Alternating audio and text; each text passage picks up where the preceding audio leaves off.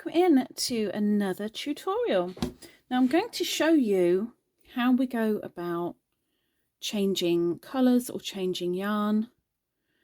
Now there are a couple of different ways for doing this. I'm just going to very quickly make up a little swatch, as it were, just to make it easier. And it doesn't matter on what stitch you're doing this on.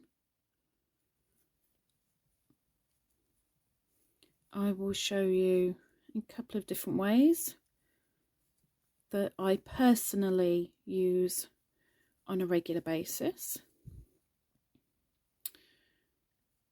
And I'm going to be going from a lovely glitzy blue to a more pastel, just for demonstration's sake. I'm not saying they go together, it's just for demonstration. As you can see, I am using scrap just to show you. So first thing would be changing colour. Example, the pattern says get to the end of the row and then change colour. So I've been doing double crochets. I'm now at the end of my row. I've got one stitch left, and this is how I'm going to change colour. So with double crochets, as an example, you do this with any stitch. Going to yarn over and go into my last stitch, yarn over, pull through, yarn over, pull through. Now ordinarily, to finish that stitch off, I would yarn over, pull through, but I'm not going to. While I still have that last little bit of the stitch on my hook, I'm going to bring in my new colour with enough tail to be able to weave in. I'm going to have the hook grab it and finish off that stitch, and then carry on the pattern as normal. So I've now dropped my old, which is now down here. I've got the new with enough tail, and I'm going to carry on my pattern. So I'll demonstrate that again. Bear with me.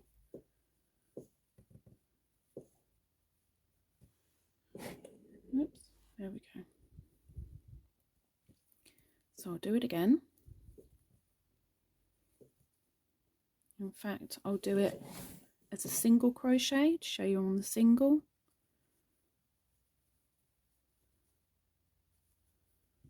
It's literally, you do almost to the end of the stitch, and then you finish the stitch with your new colour or new wool.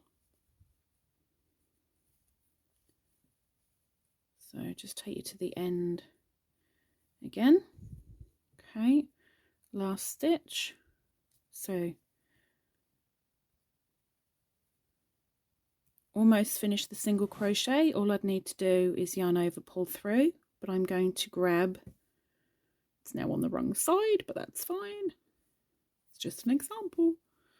I'm going to grab the new wool that I want, yarn over and pull it through to finish that stitch off, and then carry on as needs be.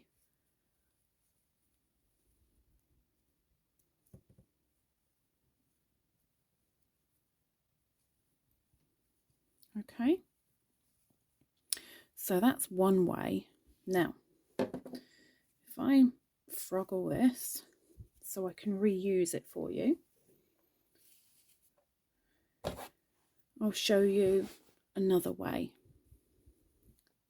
So let's say I've gotten part way through a row and my wool has run out. Maybe I shouldn't have frogged that much. Hang on. So I can show you better.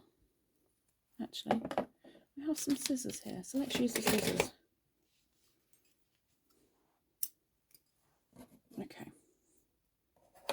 cheating. So I'm about to run out. What am I going to do? Well, let's pretend that's my new yarn for the moment. So I'm almost out. What I do is I loop. So this goes into the start of the next stitch. So I'll hold it with my thumb. I'm doing double crochet, so I yarn over, go into the next stitch, yarn over, pull through. That loop is almost to my hook. I get my new wool, put it through the loop with a little bit of a tail, yarn over, pull through, yarn over, pull through, and carry on.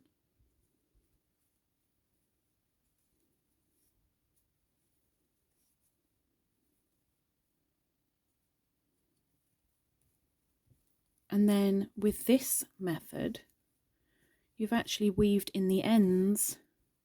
All I'd need to do is just trim that little bit, but it's all weaved in, which is very, very, very handy.